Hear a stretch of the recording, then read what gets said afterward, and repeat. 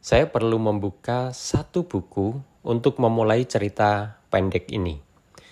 Buku itu berjudul Kerajaan Islam Pertama di Jawa, karangan De Graaf dan Piget. Buku ini diterbitkan oleh Graffiti tahun 1985. Terutama pada bab 7 tentang riwayat kerajaan di Jawa Barat pada abad ke-16, yakni Cirebon. Antara Cirebon, Demak, dan Banten, ini ternyata memiliki hubungan sejarah yang tidak bisa dianggap sepele. Dan ternyata yang menautkannya atau yang menghubungkan antara ketiga kerajaan itu adalah seorang wali keramat bernama Sunan Gunung Jati. Ya, Sunan Gunung Jati atau juga dikenal dengan Falatehan memiliki nama Nurullah.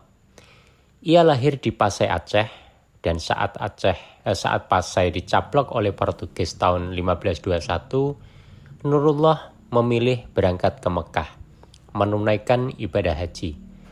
Dan tahun 1524 ia kembali dari Mekah namun tidak menetap di Sumatera Utara, melainkan memilih Jawa, yakni Demak.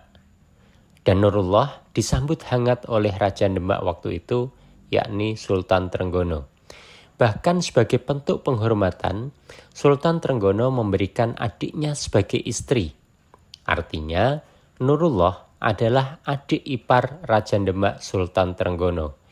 Gelar Sultan yang disandang oleh Trenggono kemungkinan besar adalah berkat usulan Maulana Nurullah atau Sunan Gunung Jati. Setelah ia melihat politik internasional di Mekah dan Madinah saat menunaikan ibadah haji. Dengan izin dan bantuan Sultan Trenggono, Nurullah kemudian berangkat ke Banten dengan tujuan mendirikan jamaah Islam di daerah Pajajaran yang kala itu belum memeluk Islam. Dengan cepat, Sunan Gunung Jati memiliki kuasa di Banten. Bahkan di kemudian hari, pada 1546, ia dan kekuatannya ikut membantu menyerang Pasuruan atau Panarukan. Pada perang itu, kita ketahui Sultan Trenggono terbunuh dalam peperangan saat menyerang Panarukan. Kembali ke masa saat Sunan Gunung Jati sampai di Banten, beliau bergerak menyingkirkan Bupati Sunda dan mengambil alih kota pelabuhan.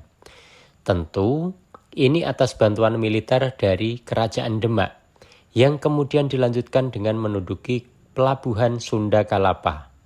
Atas keberhasilan ini, Sultan Trenggono menghadiahinya meriam yang dikenal dengan nama Ki Jimat. Kekuasaan terus diperluas hingga ke Cirebon, yang juga dikenal memiliki pelabuhan besar.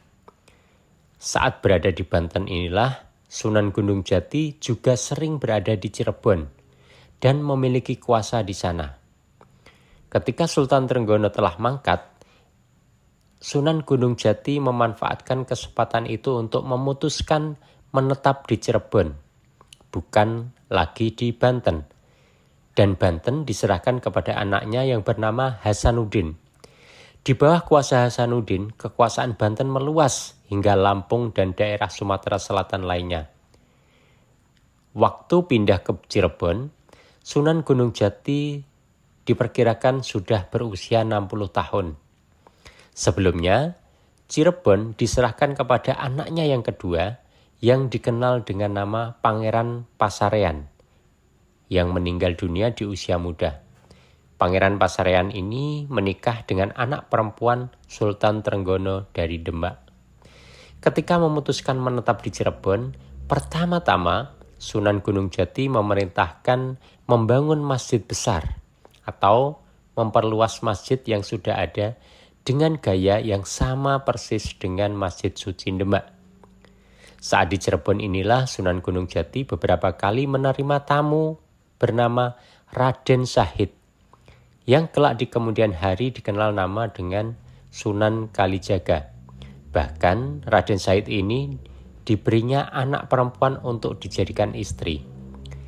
Kekuasaan Cirebon di bawah Sunan Gunung Jati memang bukan bentuk pemerintahan yang mengandalkan kekuatan militer, namun berusaha memperkuat kekuatan politiknya lewat perkawinan. Ia menikah dengan adik Sultan Trenggono, sedang anaknya menikah dengan keturunan raja sebelumnya di Banten. Kekuatan rohani Sunan Gunung Jati ini sangat besar. Sultan Pajang, Jaka Tingkir, dan Ratu Kalinyamat sangat menghormatinya. Sunan Gunung Jati wafat pada tahun 1570 di usia lebih dari 80 tahun. Beliau digantikan oleh cicitnya yang dikenal dengan nama Panembahan Ratu atau Pangeran Ratu. Wibawa Sunan Gunung Jati ini masih terasa ketika Kerajaan Mataram berdiri di bawah Senopati. Hubungan antara Cirebon dengan Mataram pun sangat baik. Setelah Panembahan Ratu, Kerajaan Cirebon masih terus eksis dilanjutkan oleh Pangeran Girilaya. Tentang cerita kekuasaan Gunung Jati dalam percaturan politik Demak hingga Cirebon, bolehlah sekedar sampai di sini saja. Namun, Anda juga perlu untuk membaca satu buku sebagai tambahan informasi, yakni buku Naik Haji di Masa Silam jilid 1, Kisah-kisah Orang Indonesia Naik Haji 1482 hingga 1964 yang disusun oleh Henry Cambert Lawyer. Di sini salah satunya itu menyebutkan bahwa Sunan Gunung Jati naik haji sebanyak 2 kali.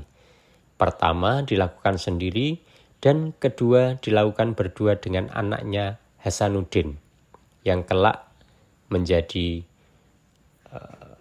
penguasa di Banten. Begitu cerita singkat tentang Sunan Gunung Jati. Terima kasih.